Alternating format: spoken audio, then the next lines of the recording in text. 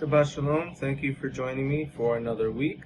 In this week, we're going to learn about a strategy life hack that you're supposed to do when times are hard on you. When you're down and you feel like you don't have anything left, you're up against the wall, that is a very strategic moment where you could do something to make all of your ups that you've ever had count. So it's hard to understand unless you dive in this one with me.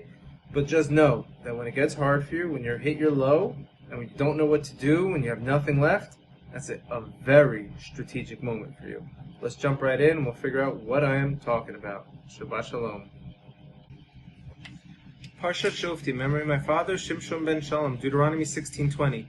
Justice, justice shall you pursue, that you may thrive and occupy the land that your God Hashem has given you. You must understand this double language used above. Justice, justice. Just say it once.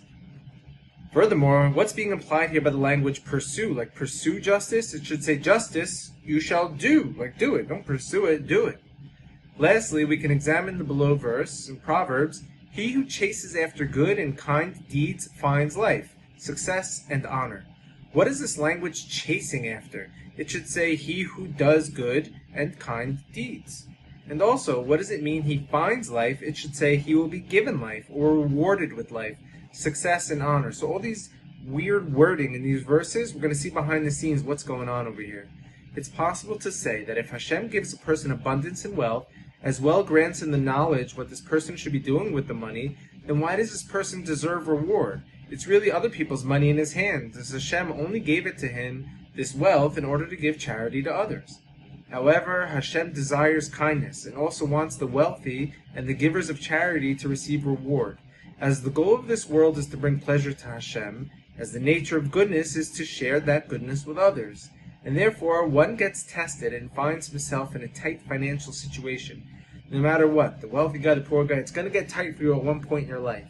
And is unable to give as he or she once did. And specifically in this time, the person fortifies him or herself and gives charity as if nothing is lacking at all. It would seem that with his fingers he's chasing after the mitzvot, charity and kindness. And then in that case, the person receives that same level of reward retroactively on all the times he gave when he had what to give. Do you understand? You have what to give your whole life and it's great and it's a nice thing, but that one time it's hard for you.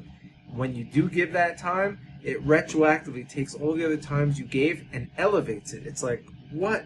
So when you're down and out and you still give, it makes all the times that you did have a whole nother reality for your karma. It changes everything. And this is why the verse says, chase after charity and kindness, which means that whoever is constantly in a state of giving, even when he or she doesn't have enough to give, and still they make an effort to fulfill the mitzvah of charity, to this person will find life, charity, and honor, which means to say that they will receive reward even from the times they gave when they had what to give, which isn't such a big deal. You have $1 million and you give 10, not a big deal.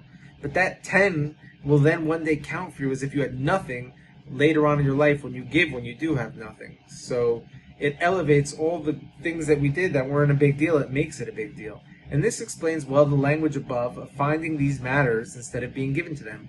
It's like when we said, find this stuff instead of just it'll be given to you. It's like, what do you mean find? Because it came out of nowhere. It wasn't there, then it just popped up. And this is why the verse says, justice, justice you shall chase after.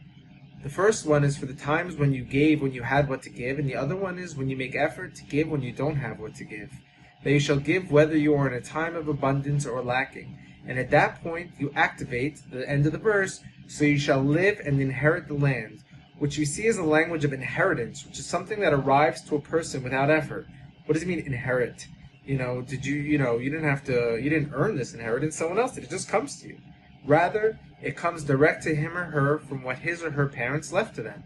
In essence, it's something that comes to a person with zero effort, which is like your reward that comes to you from all your past givings when you had it. It's that retroactive activation.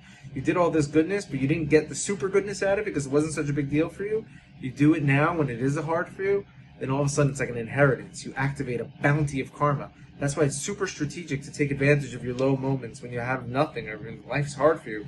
And charity is not just with money, it's with your words, You could have a conversation with someone your whole entire life, and now you're not in the mood because you're going through your own stuff and it's hard for you.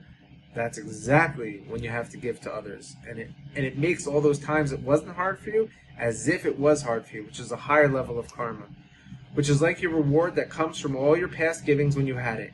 It becomes like you gave when you didn't have it each time, which is a much greater level of reward.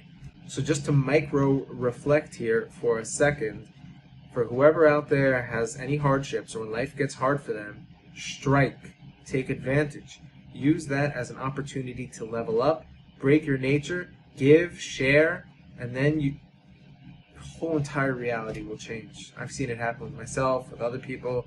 Our sages have seen it happen. This is just a fact of spiritual mechanisms of reality. Let's employ and practice these type of things. Shabbat Shalom, stay strong, over and out.